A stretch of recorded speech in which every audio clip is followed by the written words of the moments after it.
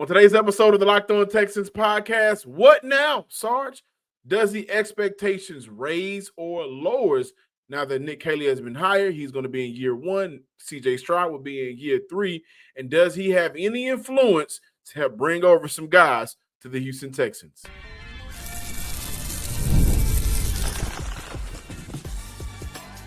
You are Locked On Texans, your daily podcast on the Houston Texans. Part of the Locked On Podcast Network, your team every day.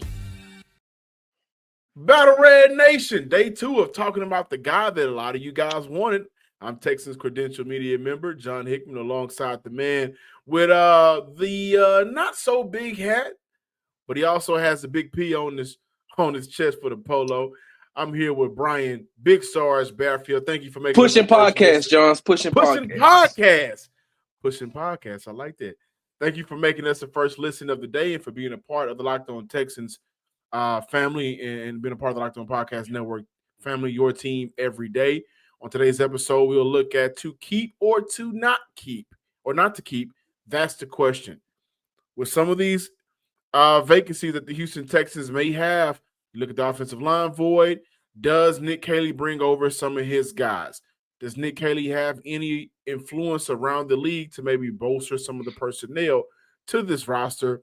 But we opened up today's show looking at, does Nick Caley lower or raises the expectations? Today's episode is brought to you by Prize Picks. Go to prizepicks.com/LockedOnNFL and use code all lowercase LockedOnNFL to win $50 instantly when you play $5. Big Sarge. Mr. Hickman, greetings and salutations. The more research I do, the more background information that I just find out about not only Nick Caley, but just this Rams offense and philosophy altogether.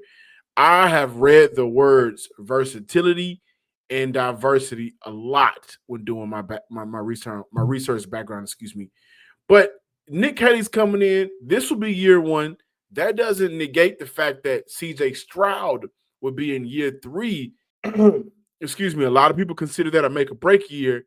In your opinion, does Nick Caley help raise the expectations? Does he lowers the expectations? Or are we at a baseline of maybe expecting the same thing because he's in year 1? John, I don't think that we should expect anything just yet because we haven't seen him do anything as an offensive coordinator. We should just take him for what he is right now. He's a person that has been in the right place at the right time. And, I'm not familiar with Nick Caley, so I don't know exactly, who he is as a person. I'm pretty sure that when we talk to Nick Caserio that he's going to speak highly of him because he came from, he came from the school that he came from. He came from the Patriots way. And then, Nick has a high respect level for Sean McVay, but so does head coach DeMeco Ryans. He has a high respectability for Sean McVay. They are pretty close.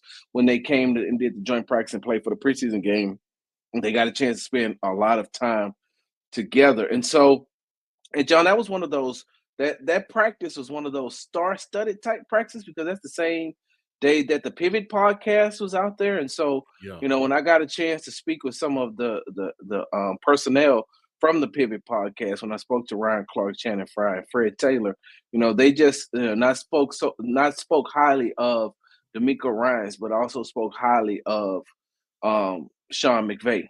And so, with that being said, John, the only thing that we can, the only thing that we can go by is, what we have. And John, it's the equivalent to, and I know that I'm happily married, you happily married, but it's when you're being hooked up with, when your friend is hooking you up with somebody, right? When your friend is hooking you up with somebody, she gonna make sure, hey, my friend is the best. My friend, she, she had a little trouble in the last relationship, but my friend, she's a good person. She just looking for a good man. She is a good person. She cooks, she cleans, she blah, blah, blah, blah, blah. She got a degree. She got a good job, this, that, and other. Because they're trying to sell you on the fact that, hey, my friend is this.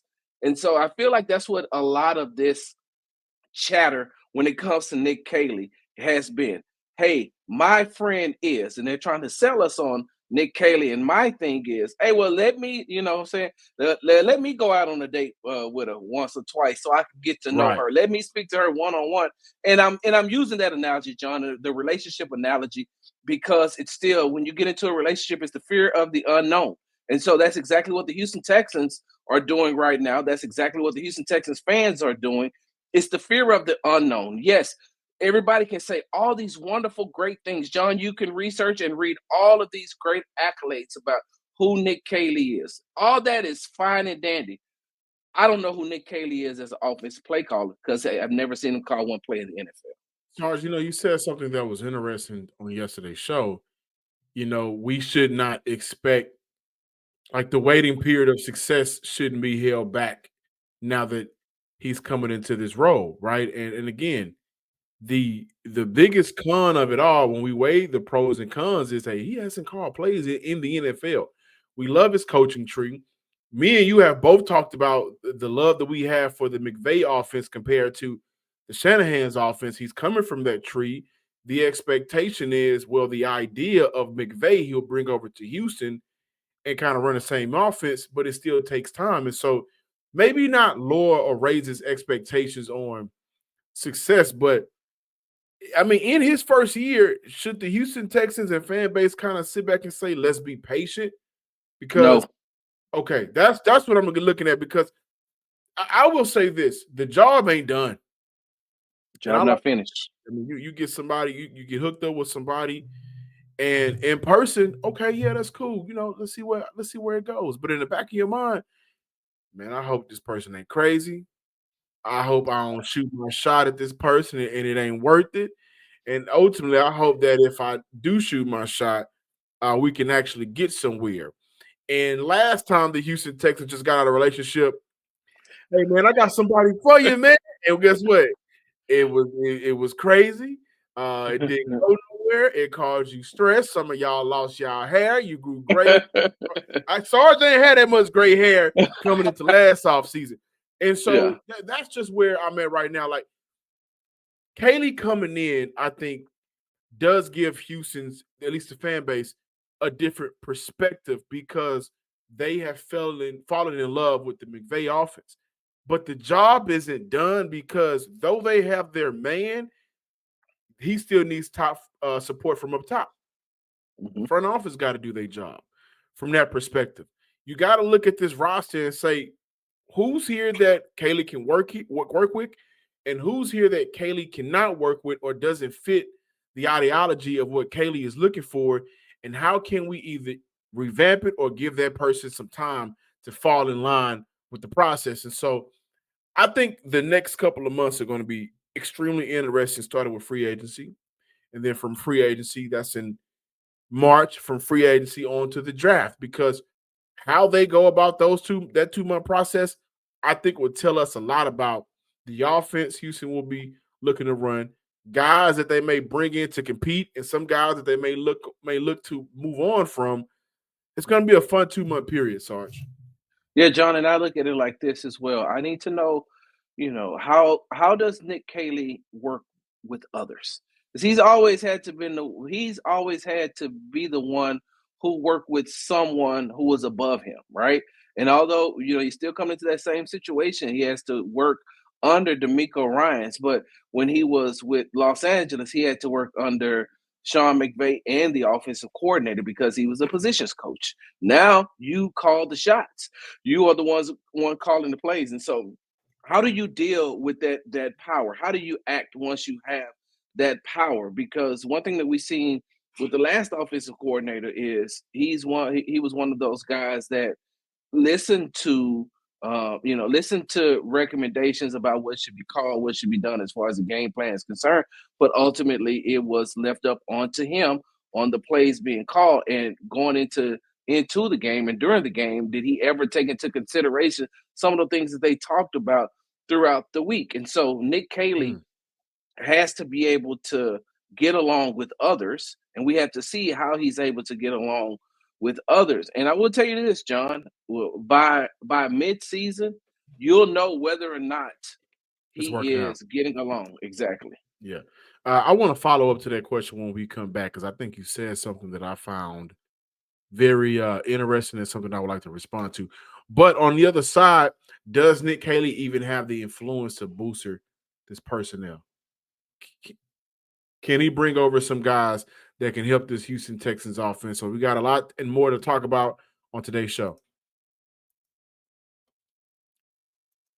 However, first, looking for tickets for your next big event, maybe last minute tickets to the next big game in your area, whether it's concerts, a comedy show, or a sporting game, find the right ticket at the right price.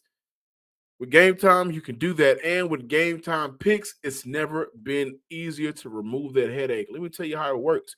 With Gametime picks, the app does all of the hard work for you. It curates the best deals so you don't have to waste time searching through thousands of endless ticket listings. And on top of that, whenever you find your ticket, if you find a ticket somewhere else that's cheaper, they'll refund you 110% of the difference. Plus, your tickets are guaranteed to be delivered on time. It may come when you want it, and it'll be there on time. Also, with an easy cancellation option if something comes up. So you have that insurance policy. Ready to make your next big event even better? Download the Gametime app, create an account, and use code LOCKEDONNFL for $20 off your first purchase. Terms apply. Again, that's code LOCKEDONNFL for $20 off your first purchase.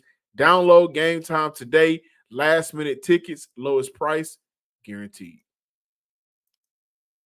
Welcome back, Locked On Texans listeners and viewers. Sarge, you said you wonder how he's going to work well with others. I think he's coming into this situation, and when I say this word, please don't use it out of context. Use it in context.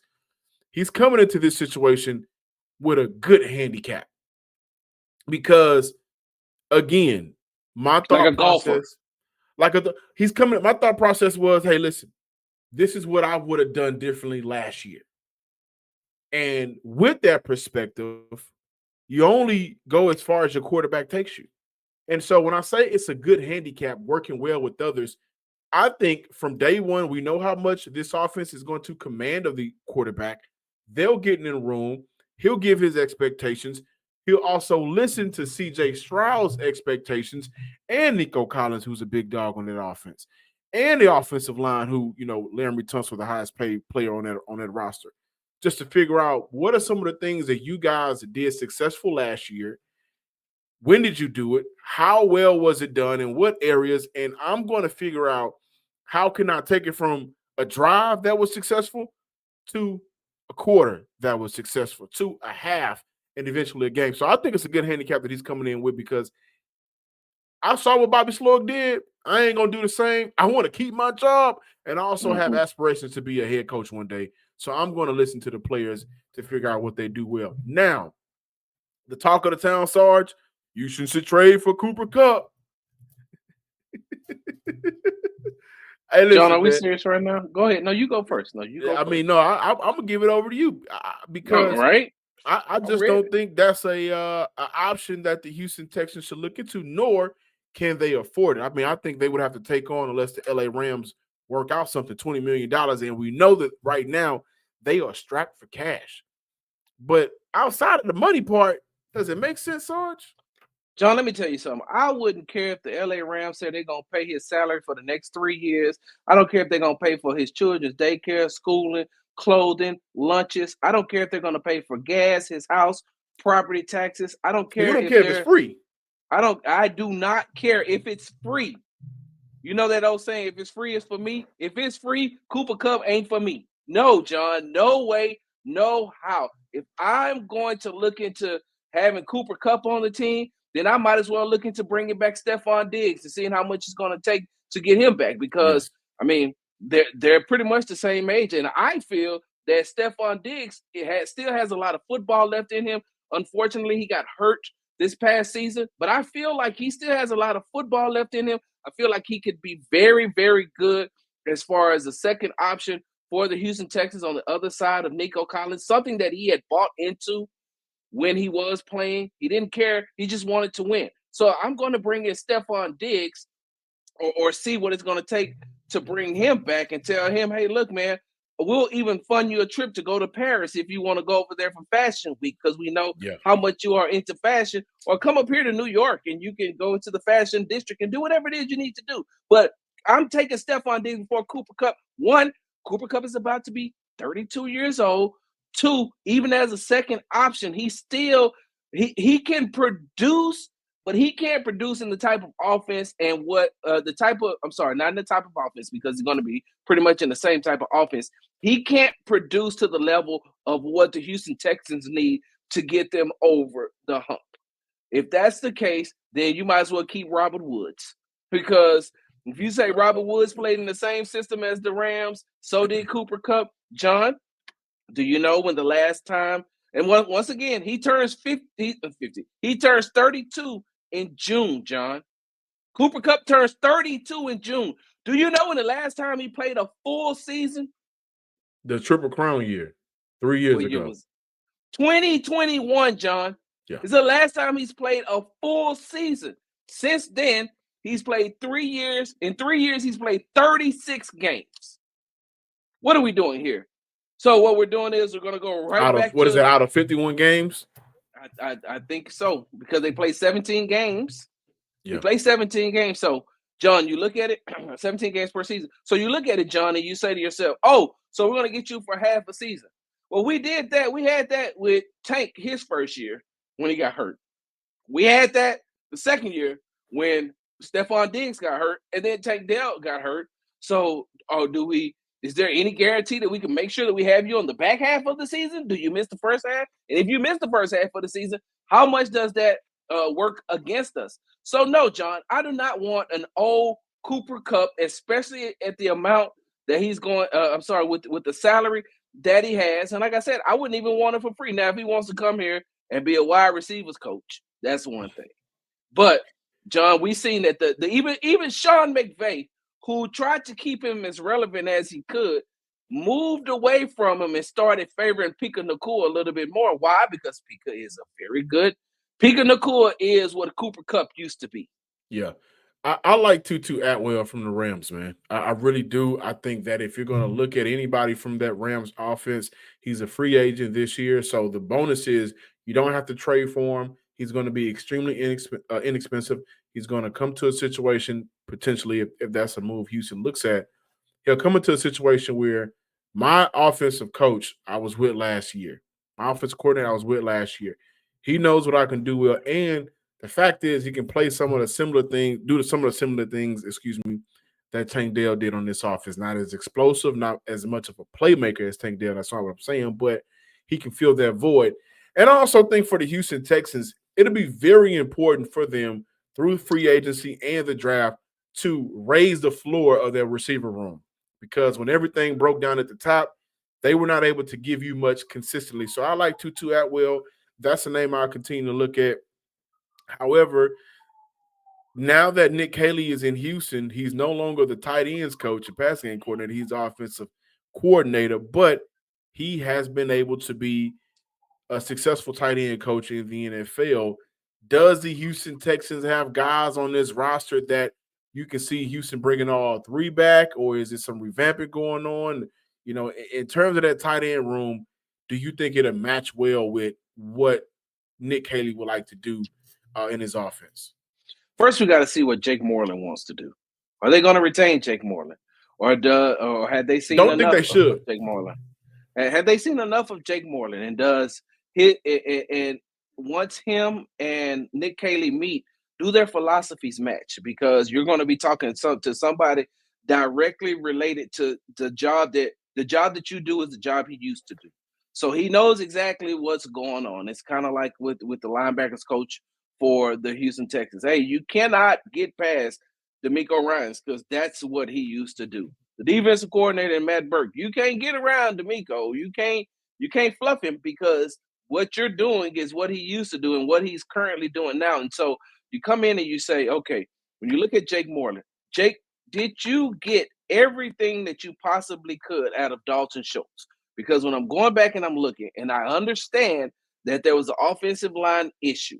I understand now. And like a side note, on the flip side, John, side note, he was open a lot. CJ couldn't get him the ball. But then again, you have to look at it as like, when do you know that Dalton Schultz is actually going to catch the ball and when he's not going to catch the ball? There's a lot of times Dalton Schultz looked great, and there was a lot of times Dalton Schultz looked lazy.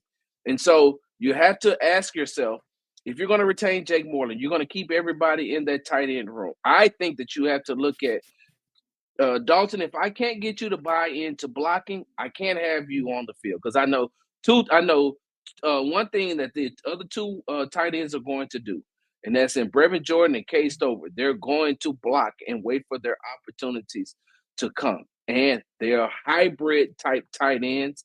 I feel like I'm hoping that Nick Caley will spread them out a little bit more this season.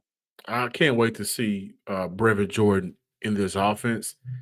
I think there's a lot of untapped potential there with Brevin that we have seen in spurts, but if there was any year to prove it or to show more, it was this past year. We didn't get a chance to see that. When we come back, to keep or not to keep, that's the question. Got to look at some of those guys, whether it be on the coaching staff or on the roster, that now that Houston has brought over Nick Caley, should they start to prepare themselves to move forward or move away from for this upcoming season.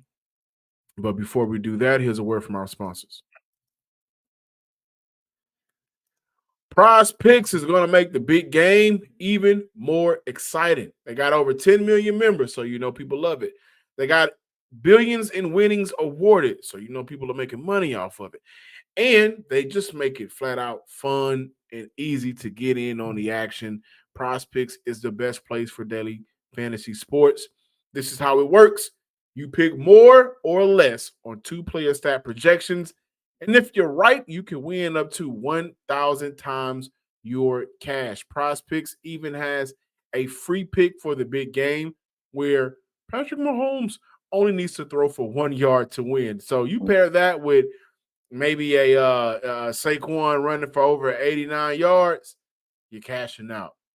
So just go ahead and get the Patrick Mahomes for the free 1 yard, and you're going to cash out something pretty nice, guys. Download the app today and use code LOCKEDONNFL to get $50 instantly after you play your first $5 lineup. That's code LOCKEDONNFL for $50 instantly after you play your first $5 lineup. Prize Picks, run your game. Welcome back in, Locked On Texans listeners and viewers. Hey, really quick, Sarge, do you think we'll see more of a two-back system next year? Or no. For the Houston Texans. And not to say, like, I'm a big believer in if you can lessen the workload for a vet, especially somebody like Joe Mixon. Joe Mixon didn't have the luxury that I think Derrick Henry had last year.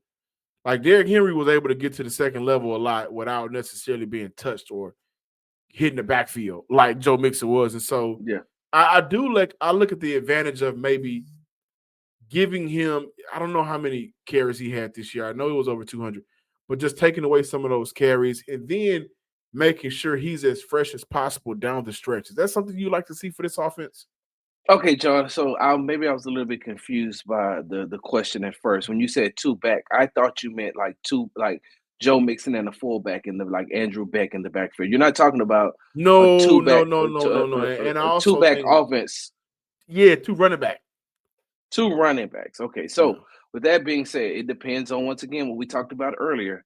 What running backs are out there in the free agency market that could come in and play behind a Joe Mixon. I don't know if Dameon Pierce if he's elevated himself to that second position. I know he's great on the offense. on the special team. So if you're not going to go out and you're not going to get anybody in free agency, if you're not going to draft, like, there's probably some running backs that you can get maybe in the fourth or fifth round. Great draft class for running backs too. Yeah, so you may be able to get one later on. And if so, then yes, I feel like you do that. But, John, I want to see now that, that Bobby's gone, and I'm pretty sure they're going to retain Danny Barrett. Like, it's time for us to see what Jawar Jordan can do. Give him some opportunities. There are some players on this team, British Brooks. There are some players that are on this team that get some opportunities. That's if you don't go out and you don't draft. But if not, John, I'll put it like this. Say they stay that way. This is going to sound crazy, and a lot of people think it's going to sound crazy. I honestly truly believe that Dare Ugabawale has earned a spot to be the second running back on the Houston Texans. Uh-oh. You didn't like that. So that leads us to keep or not to keep. Okay. One thing about it is when you cover this team like the Houston Texans, they've had a magical first year under DeMeco Ryans. They were able to bounce back this year with all the injuries and the adversity that they had to go through. Dare has played a major part, special teams, big moments on third downs. I am not going to take away what Dare has done for this offense and this team altogether the last couple of seasons. That being said, I think it's time to move on from Dare. I really do. I think that if I say it's time to raise the floor of the wide receiver room, I also feel like it's time to raise the floor of the running back room. And I think because this running back class is so deep and so great, and you also got two guys that have already been here with the team in British Brooks and Jawar Jordan, from a front office standpoint and from a coaching standpoint, the talent is there. Coach it up, put it on the field, get the most you can out of it. And in year 3, this is a crucial year. Hey, man, we should be able to get more out of some of these guys if my coaching staff is legit. Okay, so with that being said, the intangibles that I like for Dare is Dare is a good blocker. Dare is he can catch out of the backfield, and we haven't really seen him get the opportunities to get the to tote the rock, as they say in the football world, as far as carrying the football. So if you're not going to go out and you're not going to get anybody, you're going to stick with what you got, right? So I feel like Dare should get that opportunity. And John, so this goes all the way back to what we were talking about. Hey, Nick Caley, we got Dare on this offense. What can you do? Can you design something? If we're going to keep him as the second back behind Joe Mixon, we like the big, the big physical bruising running style of Dare Ugabawale. What can you do with him? Because we don't plan on cutting him because he's very good also on special teams, but we want him to get more touches. Can you design an offense? Because Bobby couldn't. Can you design, not an offense, can you design some plays for Dare to be the backup to Joe Mixon? Yeah. Looking at guys that should keep or move on from, Gerard Johnson is staying in Houston. We talked about that, on Tuesday's show. First reported by John Hickman. Shout out to Gerard Johnson, and also and John Hickman. And that guy as well. But shout out to the show altogether. But also, you like Danny Beard. I like Danny, and I think Danny has been in a weird position with the Houston Texans. You get him a name, you get him a running back like Joe Mixon. Joe Mixon still has a good year. Offensive line is bad, but Joe Mixon is Joe Mixon. The ups and downs with Damian Pierce. And so I'm curious to see if they keep Danny Beard. I would lean towards saying yes, but I wouldn't be upset if they move forward with somebody else. Jake Moreland is a name. Just with everything that's going on now with Nick Caley coming into this team as the offensive coordinator, is there a position group or a position coach that you feel like, hey, this guy absolutely needs to bring over his guy because his guy knows exactly what he's looking for? The only position is the position group that doesn't have a coach right now. A position group that doesn't have a coach, and that's the offensive line. Yeah. Everybody else looks. You know what? I would say this: the offensive line, he needs to, of course, fill that spot because there's a vacancy. But he may need to look into bringing over, not bringing over, but maybe hiring a new wide receivers coach and a wide receivers coach and passing game coordinator, because everybody always wants to put the onus on Gerard Johnson and say, well, he couldn't be an offensive play caller because, what did he do for Bobby? But no one ever talks about, except on this show, Ben McDaniels. And I honestly and truly believe, John, one of the reasons why Ben McDaniels has made it as far as he has made it because they gave him the type of talent and he still wasn't able to raise the level of the other wide receivers in the room. I mean, we know what Tank can do. We know what Stephon can do. We know what Nico can do. But how come you couldn't raise the level of Hutch? How come you couldn't raise the level? I mean, at least, Jared Wayne or Mechie. So I think what kept him around the longest, because if I'm not mistaken, Ben McDaniels was also Nico Collins' wide receiver coach at Michigan. I think so. I think that if I'm not mistaken, I think that's what it is, and I think that's why they have a pretty good relationship as well. But with that being said, Bobby and Ben were in cahoots this entire season. That was the 1-2 punch. And so if you're saying that Gerard, if those people who are saying Gerard shouldn't be coached or shouldn't have been offensive coordinator because of what he did with the offense, then why are you still wanting to retain Ben McDaniels? Also considering he was the passing game coordinator. Yes. And so, yeah, I think, man, for Houston, just do some soul searching. The one thing that we talked about here on this show for a while was just breaking away from the loyalty that I think in some areas have held Houston back. And so right now the conversation should be, how can we raise our floor? Okay. Yeah. Can we raise the floor? Because if he's not going to be the passing game coordinator, you just demote him to wide receiver coach. Does that make sense to keep him? Right? If you take that duty away from him, does it make sense to keep him? No, I think it'll make sense to go out there and find a replacement, especially considering your attachment to one guy. He got fired for doing one thing, and I want to do something in a totally different way. Now, that's just me. I don't have any source on this. I'm just speaking from my opinion, but I think it would do Houston some good to find a new wide receiver coach, to not hire from within an offensive line coach, and to flirt with the idea of moving on from Jake Moreland. That's just me. Yeah. Yep. Thank you, John. Real quickly. Oh, I'm sorry. Hold on.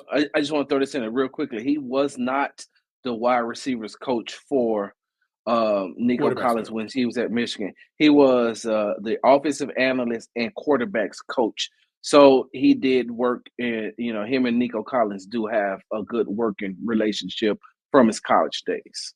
Yeah. Good catch. Thank you for watching today's episode of the Locked On Texans podcast. Please be sure to subscribe, like, and comment. I don't got my Patriot hats on today, so y'all don't got to kill me, but please make sure you tell a friend to subscribe, and follow me on Twitter at John_Hickman12. Jesus. Make sure you follow. Yeah. I don't know why you did that either. Make sure that you follow me on the app formerly known as Twitter at Big Star Sports. But do not bring that mess. The Houston Texans are no longer the Patriot South, okay? I mean, y'all got to look. The Patriots got to win more than 5 games in the season before. All right, well, we can just end the show right now. Hey, thank you all for watching. Until next time, ladies and gents, peace.